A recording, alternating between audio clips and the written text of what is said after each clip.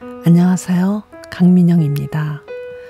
네 번째 이야기의 제목은 다양한 형태의 가족과 그에 대한 사회적인 고찰입니다. 그녀는 그의 마음을 붙잡기 위해 아이 6을 낳았습니다. 사별한 전처에 대한 죄책감과 그리움으로 고통 중에 있는 남자를 얻기 위해 그녀는 자살 소동을 벌이며 결혼에 성공했죠. 결혼 후에 그녀의 사랑과 집착은 서로를 피폐하게 만들었고, 그녀는 결혼 생활의 위기를 벗어나기 위해 아이를 하나씩 낳기 시작했습니다. 그녀가 7번째 아이를 갖게 되었다는 소식을 들었을 때 제 심란함은 알 수 없는 분노로 바뀌었죠. 그녀에게 있어 가족은 무슨 의미일까요?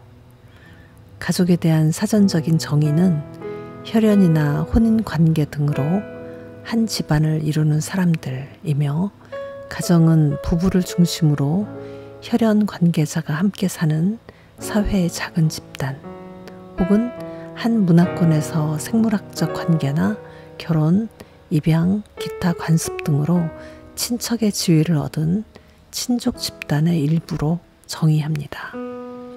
우리가 혈통 중심의 사회 속에서 받아들이는 가족은 부모가 낳은 자녀, 그 자녀들로 이루어진 형제와 자매를 구성으로 받아들입니다.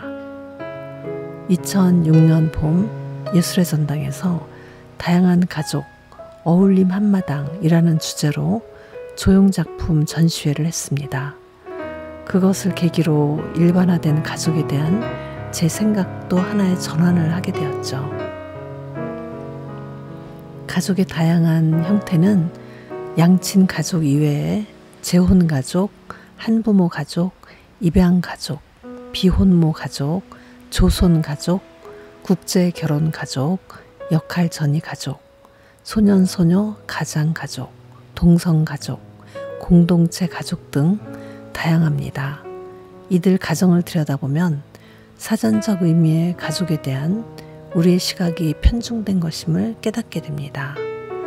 혈통 중심 이외의 다양한 형태의 가족은 사랑하는 사람들로 구성되었고, 그들에게 가정은 내 마음이 속한 곳입니다.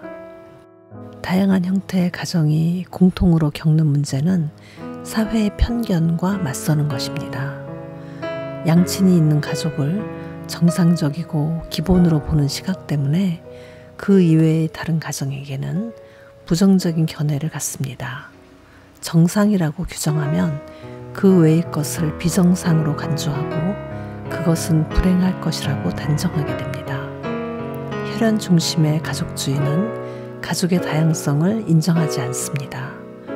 하지만 변해가는 사회의 흐름에 따라 관계와 필요 때문에 형성되는 다양한 가족 제도를 수용하는 것으로 우리의 견해도 조정해야 할 것입니다.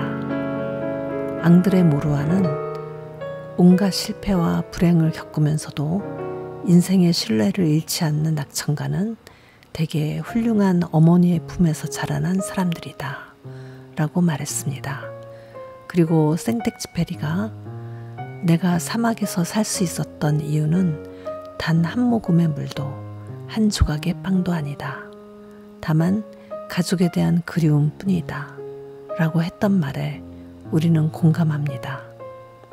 사회의 가장 기본이 되는 작은 집단인 가정에서 우리가 조화를 이루며 살아가는 방법을 배우는 것을 우리는 누구도 부정하지 않습니다. 가정에서 형성된 인성과 이타심은 사회성을 발전시키는 바탕이 되죠. 양친이 있는 가정에 사랑이 항상 존재한다면 정말 바람직할 것입니다. 아이들은 서로 사랑하며 존중하는 방법을 배우고 심리적으로 안정을 느끼며 적절한 교육을 받으면서 훌륭하게 성장하겠죠. 하지만 모든 가정이 그렇게 이상적이지 않습니다. 양친이 있는 가정에도 분열과 불화가 있고, 반면에 다양한 형태의 가정에도 안정과 위로가 존재합니다. 중요한 것은 혈연 중심의 가족인지 아닌지가 아니라 가족 구성원들에게 상호 존중심과 성숙함이 있느냐 하는 것입니다. 서두에서 언급한 아내는 남편을 자기에게 묶어놓기 위해 자녀를 수단으로 삼았습니다. 사랑을 독점할 수 없어 피폐해가는 여자가 불행을 느끼고 성장한 아이들이 부모의 이혼을 종용하는 것은 혈통 중심으로 고집스럽게 명맥만 이어가는 가정의 한 단면이기도 합니다. 양친이 있는 가족 외에 다양한 형태의 가정을 들여다보면 사랑하는 사람들이 진정한 의미의 가족이며 내 마음이 속한 곳이 따뜻한 가정이라는 것을 다시 인정하게 됩니다. 그들에게는 혈통 중심으로 묶이지 않은 것이 더는 큰 문제가 아니죠. 이상적으로 생각했던 혈통 중심의 가족이 불신과 증오로 속속 와해되는 것을 보면 가족이란 서로 사랑하는 사람들로 형성되어야 한다는 것에 다시 동의하게 됩니다. 누구나 자신의 지혜만큼 행복하고 자신의 우둔함만큼 불행할 것이다 라고 발타자르 그라시안이 말했습니다. 이 말처럼 행복과 불행을 결정짓는 요소는 혈통이나 삶의 조건이 아니라 삶을 바라보는 자세와 가치관일 것입니다. 어느 가정이든 고구마를 먹고 얹힌 것처럼 답답한 덩어리가 가슴을 짓누르는 일들이 존재한다고 하는데 그 상황의 이면엔 대부분 관계와 욕망의 문제가 있습니다. 베를린 영화제 수상작으로 영화 사랑의 시대가 있습니다. 대저택을 상속받은 부부가 그들 가족만 살기에는 집이 너무 넓어 다양한 사람들을 집에 들여 공동체 생활을 합니다. 다양한 사람들이 섞여 살아가면서 복잡한 감정이 얽힙니다. 이 영화가 혈연 중심에서 공동체 중심으로 가족을 구성하는 시도는 좋았던 것 같습니다. 그러다가 그들 구성원이 혈통 중심의 여부가 아니라 폴리아모리에 따른 가치관의 문제로 예기치 않은 쪽으로 상황이 전개됩니다. 모든 공동체 가정이 이 영화처럼 폴리아모리는 아닙니다. 저는 개인적인 성향도 강하고 혼자 있는 것을 좋아하는 터라 대가족으로 살아가면서 부대끼는 번거로움은 싫지만 질서를 유지하고 도덕적인 규범을 존중하는 선에서 가정을 이루는 것에 대한 편견은 없습니다. 혼자 있는 것을 견디지 못하는 사람들은 공동체 중심의 가정을 이루며 서로 기대고 살아가는 것이 해결책일 수 있겠죠. 하지만 자신을 견딜 수 없다면 다른 사람을 견디는 것은 더 어려운 일일 것입니다.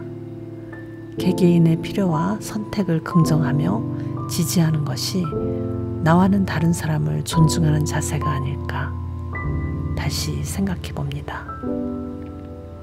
흔히 입양아를 가슴으로 낳은 아이라고 하고 친구를 내가 선택한 가족이라고 합니다.